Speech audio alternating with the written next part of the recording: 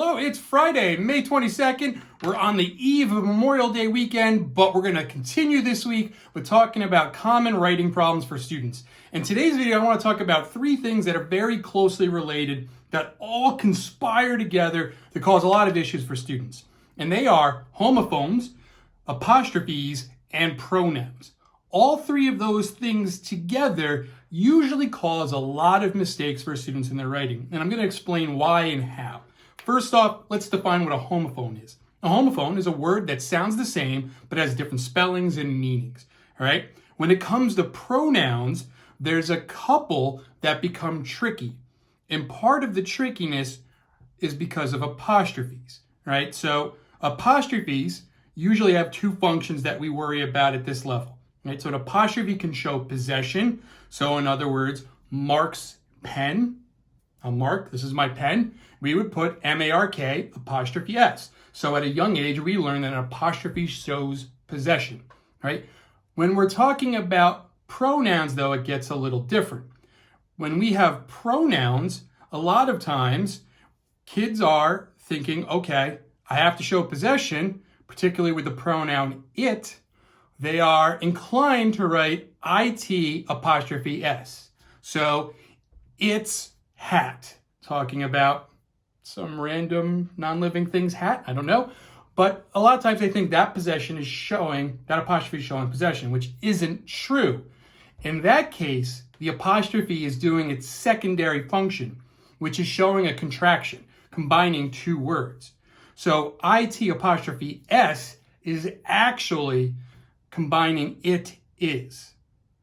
And that's where a lot of mistakes come. So we'll start with one of the big ones, which is there, and there. All right, so we have the one that shows place, T-H-E-R-E, right? And that one is one you use when you're trying to say it's place. I put the pen over there, right? That's it. That one's pretty self-explanatory. Then we have the one that shows possession, right? That is their car, T-H-E-I-R. And then the third form is the one that has the apostrophe in it. And that one is T-H-E-Y apostrophe R-E. We're combining they are for that third form. And when you use the apostrophe in those cases, the apostrophe is actually taking the place of the letter that's removed when you combine them. Right? So they are T-H-E-Y apostrophe R. So that's one that gets confused a lot. Another one, your and your. Right? So we have Y-O-U-R, which is the possessive form. That is your hat. Okay? And then we have the one with the apostrophe, Y-O-U apostrophe R-E, which is combining U and R, A-R-E. We spell it Y-O-U apostrophe R-E. The apostrophe is taking the place of the A. Right? Again, this is where the apostrophe stuff becomes a confusing thing for students. And then we have its and its. And I mentioned that previously. So ITS is how you show possession. Okay? The cat fell off its bed. ITS. Now, if you want to say it's raining outside, that would be IT apostrophe S. Again, that's the contraction of it and is. You're putting them together. IT apostrophe S. The apostrophe is taking the place of the I and is when you combine those two words together. So those form a lot of issues for many students when they start to write. You know, part of the problem becomes partly, again, going back to what I had said in the previous video, that we don't explicitly teach grammar anymore, so that gets confused. Part of it is because one of the earliest rules we do still learn is that an apostrophe shows possession. That is what explains the whole it's issue. And the other thing is, many of us, adults too, have begun to rely on autocorrect on our devices. So we don't have a lot of these rules memorized. So when we actually start to write, if it isn't correcting it for us, we tend to make that mistake. And then, of course, there's the fact that programs like Microsoft Word really don't have that great of a grasp on grammar rules, and we've become over-reliant on them, expecting it to catch things, when a lot of times it doesn't really connect or catch all of those issues right up front.